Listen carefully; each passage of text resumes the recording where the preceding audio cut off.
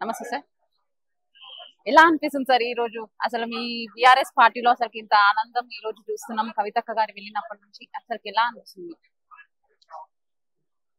ఈ స్కామ్ మీద అనేక మార్లు కవిత గారి మీద ఆరోపణలు చేస్తారు. సరే, ఆరోపణలు వాస్తవమా, అవి కేవలం కల్పితమా అని చెప్పి ఈరోజు సుప్రీంకోర్టు తీర్పునిచ్చింది. సుప్రీంకోర్టు అనేక వాదనలు విన్న తర్వాత ఈరోజు కవిత గారు బెయిల్కు అర్హురాలు, కవిత గారి బెయిల్ను అడ్డుకోవడానికి వీలు లేదు, ఎవరు కూడా దోసిపుచ్చకూడదు అని చెప్పి వ్యాఖ్యానించడం జరిగింది. మన దేశ ప్రజాస్వామ్య వ్యవస్థలో సుప్రీంకోర్టు అత్యున్నత న్యాయస్థానం. అలాంటి న్యాయస్థానం ఈరోజు వాదోపవాదాలు విన్న తర్వాత ఈరోజు చేసినటువంటి వ్యాఖ్యకు చాలా ప్రాధాన్యం ఉన్నది. దాన్ని అందరం కూడా స్వాగతించాల్సిందే. అనేక మంది అనేక ఆరోపణలు చేసినా కూడా ప్రత్యర్థులు వాళ్ళు కవిత గారు 6 నెలలు జైలు జీవితం గడపాలి, సంవత్సరం జైలు జీవితం గడపాలని ఎవరు కోరుకోలేదు.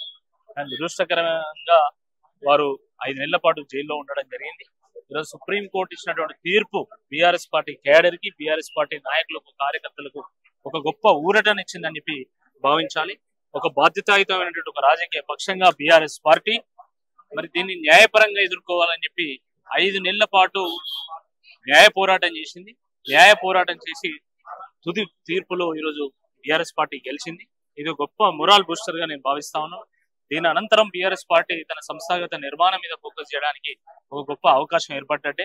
దాంతో పాటు ప్రజాక్షేత్రంలో కాంగ్రెస్ పార్టీ అరాచకాలను ప్రశ్నించడానికి, అదేవిధంగా కాంగ్రెస్ పార్టీ చేస్తున్నటువంటి అన్యాయాన్ని ప్రశ్నించడానికి, వాళ్ళ వైఫల్యాల మీద ప్రజల మద్దతుతో పోరాడడానికి ఇది గొప్ప అవకాశం ఏర్పరుస్తుంది, బాటలు వేస్తుంది అని చెప్పి నేను భావిస్తా ఉన్నాను.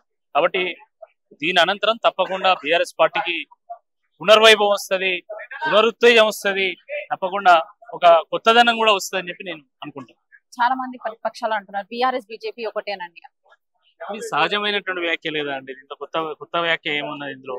ఇప్పుడు గత అసెంబ్లీ ఎన్నికల సందర్భంగా కూడా బీజేపీ బీఆర్ఎస్ ఒకటే అన్నారు. దాని తర్వాత ఏమైంది?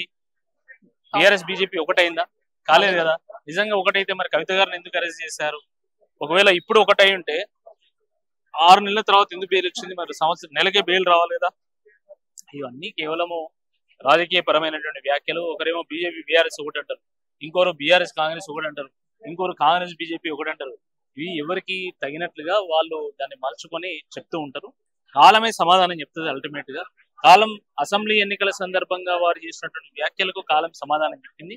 ఇప్పుడు ఈ బెయిల్ సందర్భంగా మళ్ళీ కాంగ్రెస్ పార్టీ నాయకులు చేసినటువంటి వ్యాఖ్యలకు కూడా కాలమే సమాధానం చెప్తుంది. బట్ నేను ఒక్కటి చెప్పదలుచుకున్నాను. పాపం కాంగ్రెస్ పార్టీ భారతదేశ చరిత్రలో ఏ ప్రభుత్వం అబాసు పాలుగానంత ఈ ప్రభుత్వం 9 నెలలనే అబాసు పాలైంది. చెప్పుకోవడానికి ఇది చేస్తున్నాం అని చెప్పుకోవడానికి ఏమీ లేదు. కాబట్టి ఇంకా బీఆర్ఎస్ పార్టీ మీద ఏదో విమర్శ చేసి, ఏదో ఆరోపణ చేసి తమ వైఫల్యాలను కప్పిపుచ్చుకోవాలనే ప్రయత్నం చేస్తా ఉన్నది. ఇది ఎన్ని రోజులు ఇది నడవదు. తప్పకుండా వాస్తవం ఏందో తెలంగాణ ప్రజలు గ్రహించగలుగుతారు. వాళ్ళకి అంత చైతన్యం ఉన్నదనేటువంటి వాస్తవాన్ని ఇప్పటికైనా కాంగ్రెస్ పార్టీ గ్రహిస్తే బాగుంటది. మీరు ఇచ్చినటువంటి గ్యారంటీల మీద మీ సమాధానం ఏంది? ముఖ్యంగా రుణమాఫీకి సంబంధించి ఈరోజు గ్రామాలలో పోతే 120-30 మందికి కూడా కాలే రుణమాఫీ. ఆ మిగతా 70 మంది సంగతి ఏందో చెప్పాల్సినటువంటి అవసరం ఉంది. ఇవన్నీ కప్పిపుచ్చడానికి మళ్ళీ హైడ్రా పేరు మీద పెద్ద హైడ్రామా క్రియేట్ చేసి ప్రజల్ని మభ్యపెట్టేటువంటి ప్రయత్నం చేస్తా ఉన్నారు. అసలు హైడ్రాకు ఉన్నటువంటి చట్టబద్ధత ఏంది, అది దాని బాడీ ఏంది, దాంట్లో ఎవరెవరు ఉన్నారు, వాళ్ళకు ఉన్నటువంటి హక్కు, వాళ్ళకు ఉన్నటువంటి అధికారాలు ఏంది, వాటిని స్పష్టం చేయండి. ఈరోజు శ్రీమంతుల యొక్క మీరు ఫామ్ హౌస్ కూలగొట్టండి, దానికి ఇబ్బంది ఏం లేదు. అక్రమంగా ఎవరు నిర్మాణం చేసినా దాన్ని కూలగొట్టాల్సింది. కానీ ఈరోజు చెరువుల పంటి, కుంటల పంటి, గుడిసెలేసుకున్నటువంటి చిన్న చిన్న ఇల్లు కట్టుకున్నటువంటి పేద ప్రజల పరిస్థితి ఏంది, వాటి మీద మీ వైఖరి ఏంది, దాన్ని స్పష్టం చేయండి. ఎందుకంటే హైదరాబాద్ నిండా లేకులే అన్నారు, కరెక్టే, it is a lake city, వాస్తవం. మరి ఆ లేక్స్ చుట్టూ ఈరోజు పేద మధ్య తరగతి ప్రజలు ఈరోజు చిన్న చిన్న ఇల్లు కట్టుకున్నారు, గుడిసెలు కట్టుకున్నారు, అపార్ట్మెంట్లు ఎవరు అమ్మితే కొనుక్కున్నారు. వాళ్ళు ఎక్కడికి పోవాలి? వాళ్ళకి ఆల్టర్నేటివ్ రీహాబిలిటేషన్ ఏంది? దానికి సమాధానం చెప్పకుండా హైడ్రా పేరు మీద హైడ్రామా క్రియేట్ చేస్తామంటే తప్పకుండా మీ డ్రామాకు తెరదించేటువంటి ఒక ప్రయత్నం బీఆర్ఎస్ పార్టీ చేస్తుందని చెప్పి ఈ సందర్భంగా గుర్తు చేస్తాం. Thank you sir.